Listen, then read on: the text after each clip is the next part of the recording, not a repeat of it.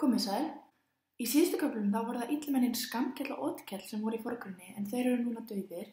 Þeir voru auðvitað mjög óskynsamir menn og öfunduðu Gunnar og þeir muni forspá Njáls sem að margir myndu öfundan. Það var í kafla 32 eftir að Gunnar kom heim frá útlöndum og það var núna svo mikil hetja og svo mikil kappi. Og það er aðallega út af þessu sem að illindin sprett upp. Það er ekki því að Gunnar sé að ganga og reyna að skapa einhver illindi. Heldur það þannig að menn öfundan, Otkell hann neitar að selja Gunnar í mat. Þá lætur Hallgerður stela mat frá Otkelli og Gunnar þarf að bæta Gunnar fyrir þetta.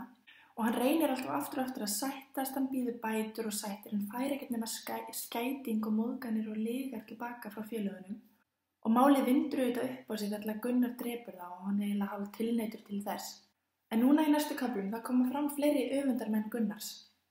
Deilurnar sem uppspretta eru tilkomnar af því að aðrir menn vilja sanna sig og sýna fram á sína kosti og hæfileika og alls ekki láta Gunnar vinna. Nú í köflum 57 og 58 kynnust við annars vegar Starkaði og sonum hans og börnum. Starkaði hann bjó á þríhyrningi og hann á synina Þorgeir, Börk, Þorkel og dótturina Hildigunni.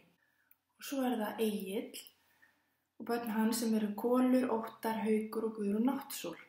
Og Starkaður og kona þessa Egils eru systkini svo þetta fólk er allt skilt hvert öðru.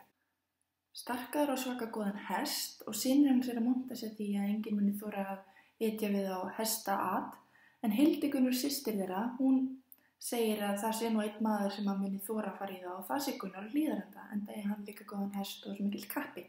Hildigunnur, hún eggjar bræður sína til að skora á Gunnar í hestaat. Þeir gera þetta því þeir ætla að sanna aldeilis að þeir eru betri en Gunnar. Gunnar hann samþykkir að taka þátt í þessu hestaati svo framalega sem það sé bara leikur og verði engin brögð í tafli. En Njáll hann spáir því að hestaati muni leiða til dauða margra manna og þess að Gunnar muni eignast fleiri óvinni sem eru þetta ekki gott. Svo kemur hér smá innskot í kafla 59 í upphafi kaflan sem sagt frá láti Höskuldar Dalakollssonar föður Hallgerðar.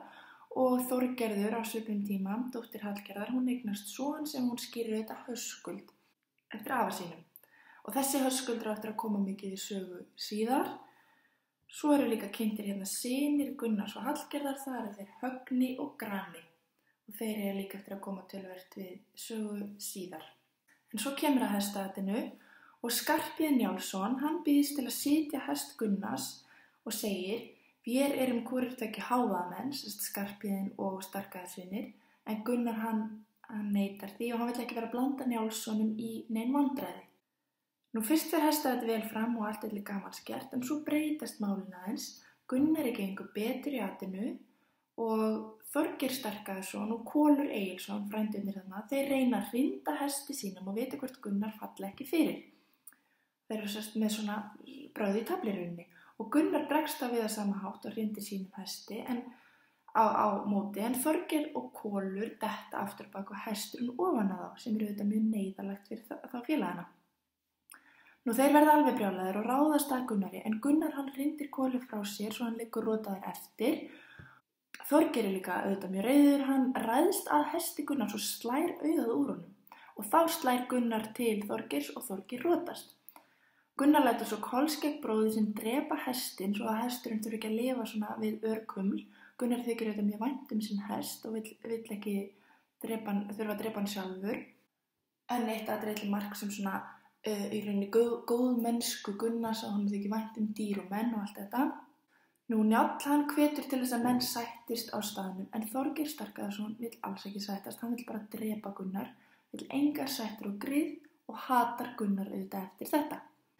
Nú í lok 59. kafla er sagt að Gunnar hittir Ólaf Pá sem er bróðir Hallgerðar, mágur Gunnars og hann varar Gunnar við, segir hann að fara varlega og hafa alltaf með sér liðmanna hver sem hann fer að því hann á svo marga óvinni. Og við skulum pæla hann sem óvinnum Gunnars.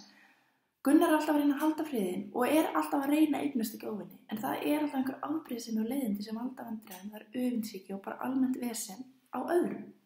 Og það er þessir yfirbyrði Gunnar sem að valda því að menn annarkvort standa með honum eða á móti honum, er annarkvort mjög góð vinur hans eða óvinur hans. Og hann er auðvitað mikill kappi og getur auðvitað að skora menn á hólm til dæmis til að fá síni fram og þetta auðvitað fer ekkert vel í alla. Það þora ekki allir að berjast við Gunnar, þeir vita að þeir muni tapa. Og það er dæmi þetta í kafla 60 þegar Gunnar skorar á hólm Úlf Uggason og hann gerir þetta einfaldlega bara til að hjálpa Ásgrími Elliðagrímssyni. Það er auðvitað áhugavert að þrátt fyrir hvað eru margir lögfróðir menn í Njálu þá notast þeir samt yfirleitt frekar af ofbeldi hólmgöngu til að útkljá málið. En Gunnar hann hjálpar Ásgrími af því að Ásgrímur er svo nátengdur Njáli. Dóttir Ásgríms er tengdadóttir Njáls. Þannig að hollusta Gunnars við Ásgrím er vegna Njáls og Njálssona, enda er Gunnar mjög mikill og mjög góður vinur vina sinna og er þessum þetta vinur vina sinna.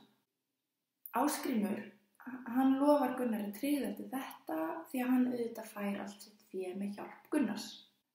Hér fær Gunnar aðra aðvörun nú frá Njáli sem biður hann að vera varan sig og hafa liðmanna með sér alltaf hver sem hann fer, ekki vera fámennur. Njál býður það að Njálssonur fylgi honum þegar hann heimsækir Ásgrím í Tungu, þar sem Ásgrím býður hann heim til sín. En þegar að því kemur þá vill Gunnar ekki gera þeim Njálssonum orð, hann vill ekkert að þeir lendi í neinum vandræðum sinn vegna. Gunnar veit að það er nú eitthvað veseni í aðsigi. Ég veit ekki lengri bili, takk fyrir að hlusta og við sjáumst hress.